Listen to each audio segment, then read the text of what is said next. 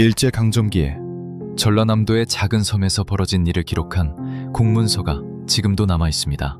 그런데 그 문서에는 자원봉사라고 적혀 있거든요. 실제로 그 섬에서 벌어진 건 강제 노역이었고 그 끝에는 학살이 있었습니다.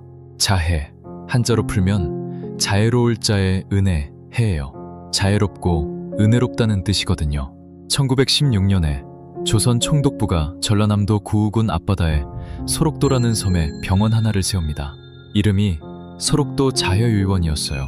한센병 환자들을 치료하겠다는 게 공식적인 명목이었죠. 자애롭고 은혜로운 의원. 이름만 보면 좋은 곳 같지 않나요? 그런데 이 영상이 끝나면 여러분은 자애라는 단어를 완전히 다른 눈으로 보게 되실 겁니다. 그리고 하나 미리 말씀드릴게요. 오늘 이야기의 범인은 끝에 가서 완전히 달라집니다. 처음에 생각하신 그 사람이 아니에요. 자, 소록도라는 섬 이야기부터 해야겠죠? 면적이 4.46제곱킬로미터예요. 서울 여의도가 약 2.9제곱킬로미터니까 여의도보다 조금 큰 정도입니다. 그런데 이 섬에는 결정적인 특징이 하나 있었어요. 육지와 연결되는 다리가 없었습니다. 배를 타지 않으면 나갈 수도 없고 들어갈 수도 없는 사방이 바다로 막힌 완전한 고립섬이었거든요. 이 점을 기억해 두세요.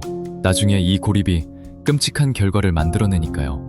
이 섬으로 전국 각지에서 한센병에 걸렸다는 이유 하나만으로 가족과 강제로 분리된 사람들이 끌려오기 시작합니다. 어떤 사람은 새벽에 경찰이 집에 들이닥쳐서 그대로 트럭에 실렸어요. 가족에게 인사할 시간조차 없었습니다. 부모도 형제도 자식도 두고 그냥 끌려간 거예요. 아이를 업고 있던 어머니는 아이만 내려놓고 가라는 말을 들었을 겁니다. 한센병은 전염병이니까 아이한테 옮긴다고요. 어떤 사람은 치료를 받을 수 있다는 말에 스스로 배에 올랐습니다. 좋은 병원이 있다고, 거기 가면 나을 수 있다고 들었거든요. 병이 낫고 나면 가족한테 돌아갈 수 있다고 믿었던 거예요. 먼 백길을 건너 섬에 도착했을 때 그 사람들이 본 건 뭐였을까요? 철조망이었습니다. 감시하는 눈이었습니다. 돌아갈 수 있다던 가족은 바다 건너편에 있었고 그 바다를 건널 배는 자기 의지로 탈 수 없었어요. 나갈 수 없는 섬에 갇힌 겁니다. 섬 안의 풍경은 병원이라는 이름과 전혀 달랐어요. 환자들은 도착하자마자 번호를 부여받았습니다. 이름 대신 번호로 불렸어요. 김씨도 박씨도 이씨도 없었습니다. 그냥 몇 번. 개인 소지품은 압수당했고 가지고 온 옷까지도 빼앗겼어요. 외부와의 연락은 철저하게 차단됐습니다. 편지를 쓸 수도 없었고 연애도 사실상 불가능했어요. 바깥 세상에서 이 사람들이 어디로 갔는지 아는 사람은 거의 없었습니다. 가족들은 수소문을 해도 찾을 수가 없었어요. 치료를 받으러 온 줄 알았던 사람들이 도착 첫날부터 수감자가 된 겁니다. 이름을 빼앗긴 사람들이 자애라는 이름의 병원에 갇혀 있었던 거예요. 1930년대 이 섬의 분위기가 확 바뀝니다. 한 남자가 부임하거든요. 이름은 스오 마사스에, 소록도 자애의원의 4대 원장이에요. 이 사람이 부임하고 가장 먼저 한 일을 들으면 좀 놀라실 거예요. 섬 한가운데에 자기 동상을 세웠습니다. 높은 자대 위에 올라간 자기 모습을 돌로 깎아서 세운 거예요. 거기서 끝이 아닙니다. 매달 보훈감사일이라는 날을 만들었어요. 이날에는 직원과 환자 전원이 그 동상 앞에 모여야 했습니다. 수천 명이 한자리에 줄을 서서 원장의 은혜에 감사하는 참배를 올려야 했어요. 한번 상상해 보세요. 비가 오나 눈이 오나 매달 그 광장에 서야 했습니다. 병든 몸으로 섬에 갇힌 사람들이 자기들을 이 섬에 가둔 바로 그 사람의 동상 앞에 고개를 숙이고 있는 겁니다. 자애라는 이름 아래에서요. 이게 감사였을까요? 아니면 굴욕이었을까요? 스오 원장의 통치는 거기서 멈추지 않았습니다. 환자들은 해가 뜨기도 전에 일어나야 했어요. 아침이 되면 줄을 서서 작업장으로 이동했습니다. 섬의 거친 땅을 맨손으로 개간했어요. 돌을 날랐습니다. 흙을 팠습니다. 건물을 올렸어요. 도로를 깔았습니다. 한센병으로 손가락이 뭉개진 사람도 일했고 발에 궤양이 있는 사람도 걸어다니며 일했어요.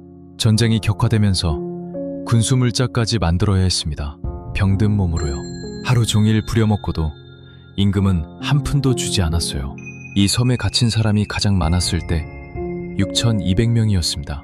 여의도보다 조금 큰 섬에 작은 도시 하나가 통째로 갇혀서 매일 무급으로 일한 겁니다. 그런데 이 노동을 기록한 공문서에는 뭐라고 적혀 있었냐면요. 자원봉사. 6,200명이 강제로 동원된 무급 노역을 자원이라는 단어를 붙여서 기록한 거예요. 자, 여기서 한 가지 의문이 드실 거예요. 이렇게까지 당하면서 왜 아무도 저항하지 않았을까? 항의하면 어떻게 됐을까요? 탈출하려고 하면 어떻게 됐을까요? 1935년에 조선나 예방령이라는 법이 만들어지면서 감금실이라는 게 생깁니다. 콘크리트로 만든 작은 방이에요. 창문은 거의 없고 바닥은 차갑고 사람 하나가 겨우 누울 수 있는 공간이었습니다. 도주하거나 항의한 환자는 이 방으로 끌려갔어요. 들어가면 구타를 당했습니다. 뼈가 부러져서 불구가 되는 사람이 있었고 맞다가 그 안에서 숨지는 사람도 있었어요. 저항의 대가가 이것이었습니다. 설옥도에서 목소리를 내는 건 그 자체로 목숨을 거는 일이었던 거예요. 그래서 사람들은 참았습니다.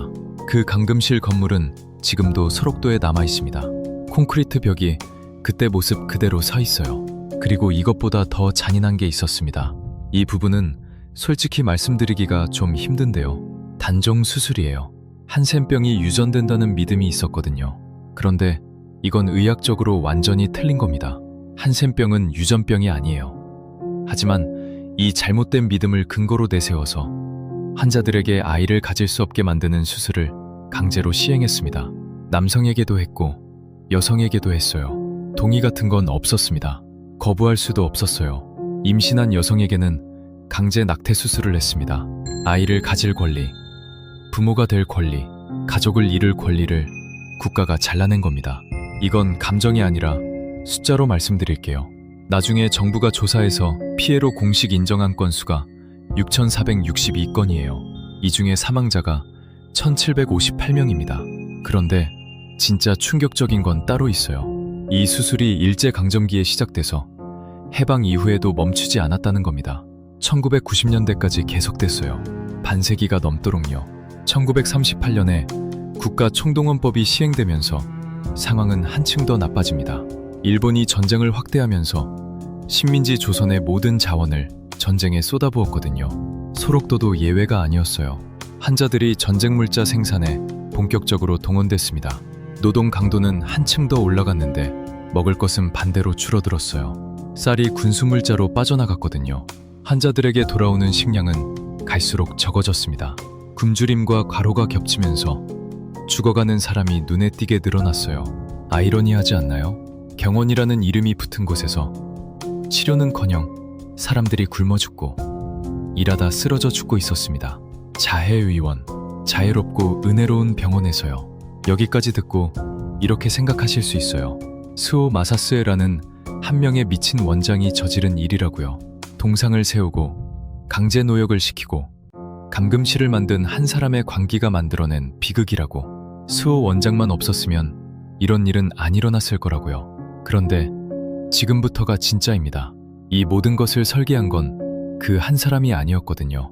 다시 한번 그 법 이름을 보세요. 1935년 조선 나 예방령, 나를 예방하겠다는 법이에요. 예방, 참 좋은 단어잖아요. 질병을 미리 막겠다는 뜻이니까요. 그런데 이 법이 실제로 한 게 뭐였냐면요. 한센병 환자를 강제로 잡아들이는 겁니다. 격리하고 수용하고 감금할 수 있는 법적 근거를 만든 거예요. 예방이 아니라 격리였어요. 치료가 아니라 수용이었습니다. 스오 원장이 혼자 만든 법이 아니에요. 조선 총독부가 설계한 제도입니다. 스오가 부임하기 전부터 이 시스템은 이미 만들어져 있었던 거예요. 1938년 국가총동원법은 여기에 한 층을 더 얹었어요. 이미 격리된 환자들을 전쟁물자 생산에 합법적으로 동원할 수 있는 근거를 추가한 거예요. 법이 폭력을 허용했고 제도가 착취를 정당화했습니다. 감금실도, 강제노역도, 단종수술도 전부 이 법률 체계 안에서 합법적으로 작동한 겁니다. 스오 원장은 이 거대한 시스템의 말단 집행자였어요. 그가 없었어도 다른 누군가가 같은 역할을 했을 겁니다. 시스템이 그렇게 설계되어 있었으니까요. 범인은 한 명이 아니었습니다. 스록도 자해의원이라는 기관이었고 그 위에 조선 총독부라는 식민지 국가체제가 있었습니다. 그런데 이 사실을 세상에 알리려고 목숨을 건 사람이 있었어요. 이춘상이라는 사람입니다. 설옥도에 강제 수용된 환자였어요. 이 사람도 매달 동상 앞에 서서 참배를 올려야 했고 매일 일터에 나가야 했습니다. 반복되는 보훈감사일을 견디면서 옆에서 동료들이 쓰러져가는 걸 지켜보면서 이 사람은 어떤 결심을 합니다. 1942년 6월 20일이었어요. 그날은 보훈 감사일이었습니다. 뜨거운 여름 햇살 아래 광장에 직원과 원생 약 3,000명이 모여 있었어요. 스오 원장이 연단 위에 서 있었습니다. 3,000명이 그 사람을 올려다보고 있었어요. 이춘상은 옷 속에 식도를 숨기고 행사장으로 들어섰습니다. 군중 사이를 천천히 지나 원장에게 다가갔어요. 아무도 막지 못했습니다. 그리고 수천 명의 눈앞에서 칼을 꽂았습니다. 스오 마사스에는 그날 숨졌습니다. 체포된 이춘상은 법정에 섰습니다. 그가 진술한 내용은 이랬어요. 개인적인 감정 때문이 아니라 의분이었다고요. 원장의 측근들이 확장공사 같은 데서 동료 원생들을 너무나 혹독하게 부려먹었기 때문이라고. 자기 한 몸이 어떻게 되든 상관없었다고 했어요. 원장을 죽여서라도 이 일을 세상에 알리고 싶었다고요. 소록도에서 벌어지고 있는 비참한 생활을 폭로하고 공개해서 무언가가 바뀌기를 바랐다고 했습니다. 한 사람이 3,000명 앞에서 칼을 든 이유가 이거였어요. 자기 목숨과 바꿔서라도 이 섬의 진실을 바깥에 알리겠다는 거였습니다. 이 소식은 조선 사회에 퍼졌고 이름난 변호사들이 자발적으로 나서서 변론을 맡았어요. 하지만 신민지 법정에서 결과는 정해져 있었습니다. 1942년 8월 광주지방법원에서 사형, 10월 대구복심법원에서 사형, 12월 청도부 고등법원에서 상고 기각, 사형이 확정됐습니다. 이춘상이 세상에 알리고 싶었던 진실은 그렇게 다시 묻혔습니다. 1945년 8월 15일 일본이 항복했습니다. 해방이에요. 온 나라가 환호하던 그날 소록도에 이 소식이 전해진 건 사흘이 지난 8월 18일이었어요. 다리가 없는 고립된 섬이었으니까 소식도 늦게 닿은 거예요. 하지만 소식을 들은 순간 이 섬의 공기가 바뀌었을 겁니다. 환자들은 드디어 끝났다고 생각했을 거예요. 더 이상 감금실에 끌려가지 않아도 되고 새벽부터 강제로 일하지 않아도 되고 번호가 아니라 이름으로 불릴 수 있을 거라고요. 해방된 나라에서 사람으로 대접받을 수 있을 거라고요. 환자 대표들이 모였습니다. 자치권을 요구하는 시위를 했어요. 우리가 이 섬을 직접 운영하겠다고, 더 이상 외부인에게 지배당하지 않겠다고. 수십 년을 참아온 사람들의 생애 첫 번째 요구였습니다. 8월 22일 해방으로부터 정확히 7일 뒤입니다. 그날 아침 섬의 분위기가 이상했습니다. 무장한 직원들과 치안유지대가 움직였어요. 환자 대표 90명을 포박했습니다. 총을 쐈습니다. 죽창으로 찔렀습니다. 구덩이를 팠습니다. 시신을 던졌습니다. 아직 숨이 붙어있는 사람도 함께 던졌습니다. 기름을 부었습니다. 불을 질렀습니다. 90명 중 84명이 죽었습니다. 6명이 기적적으로 살아남았습니다. 해방을 맞은 지 7일 만에 자유를 원한 죄로 84명이 죽었습니다. 해방된 나라에서 해방된 지 일주일 만에 자유를 달라고 한 사람들이 학살당했습니다. 해방이 모든 사람에게 해방은 아니었던 거예요. 어떤 사람들에게 해방은 또 다른 죽음이었습니다. 그리고 아무도 몰랐어요. 이 섬에는 다리가 없었으니까요. 배가 오지 않으면 바깥 세상에서는 이 섬에서 무슨 일이 벌어졌는지 알 수가 없었습니다. 학살을 저지른 사람들은 그걸 알고 있었을 겁니다. 이 섬이 고립되어 있다는 걸요. 증거를 태웠고 입을 막았고 섬은 침묵했습니다. 세상에 이 사실이 알려진 건 1946년 4월이었어요. 학살이 벌어지고 9개월이 지나서야 세상이 알게 된 겁니다. 9개월 동안 84명의 죽음이 이 작은 섬 안에 묻혀 있었습니다. 2009년 학살이 일어난 지 64년이 지나서야 대한민국 정부가 공식으로 사과했습니다. 한쇠님 피해 사건 진상규명위원회가 만들어졌고 전국에서 피해 신고가 접수되기 시작했어요. 10,000건이 넘게 들어왔습니다. 수십 년을 침묵하고 있던 사람들이 비로소 입을 연 거예요. 그중 6,462건이 공식적으로 피해가 인정됐습니다. 사망자 1,758명을 포함해서요. 숫자 하나하나가 사람이었습니다. 이름이 있었고 가족이 있었고 살고 싶은 삶이 있었던 사람들이에요. 그 사람들에게 64년이라는 시간은 너무 긴 기다림이었을 겁니다. 지금 소록도에는 약 600명의 한센인이 살고 있습니다. 한때 6,200명이 갇혀있던 그 섬에요. 2009년에 연륙교가 개통돼서 이제는 육지와 다리로 연결돼 있지만 그래도 섬을 떠나지 못하는 분들이 있어요. 평생을 이 섬에서 보낸 분들이거든요. 바깥 세상이 이제 더 낯선 거예요. 감금실은 아직도 그 자리에 서 있고 자예의원 본관 건물도 남아 있습니다. 자애롭고 은혜로운 병원이라는 이름이 아직 그 건물에 붙어 있어요. 솔직히 이건 조사하면서 화가 났습니다. 처음에 저도 소록도 하면 그냥 한센인들이 사는 섬 정도로만 알고 있었거든요. 그런데 들여다볼수록 이름이 너무 정교하게 반대였어요. 자해라는 이름 뒤에 강제노역이 있었어요. 자원봉사라는 기록 뒤에 착취가 있었고요. 예방이라는 법 뒤에 감금이, 병원이라는 간판 뒤에 죽음이 있었습니다. 모든 이름이 진실의 정반대였어요.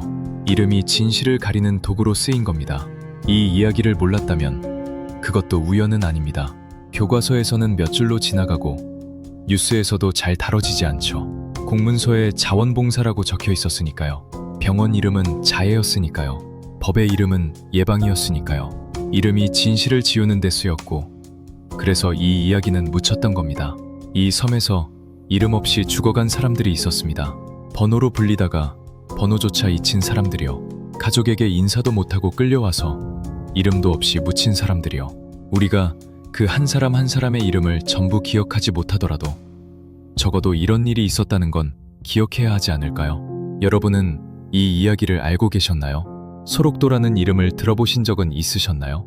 자해라는 이름이 가린 것들에 대해 어떻게 생각하시는지 댓글로 남겨주시면 좋겠습니다. 여러분이 이 이야기를 알게 됐다면 그 자체가 84명의 침묵을 깨는 일이라고 생각해요. 이렇게 묻혀있던 역사 이야기를 계속 찾아서 전해드릴게요. 아무도 말하지 않으면 아무도 모르는 이야기들이 아직 많거든요. 구독과 좋아요는 이런 이야기가 더 많은 분들에게 닿을 수 있게 해줍니다. 다음 영상에서 또 뵙겠습니다.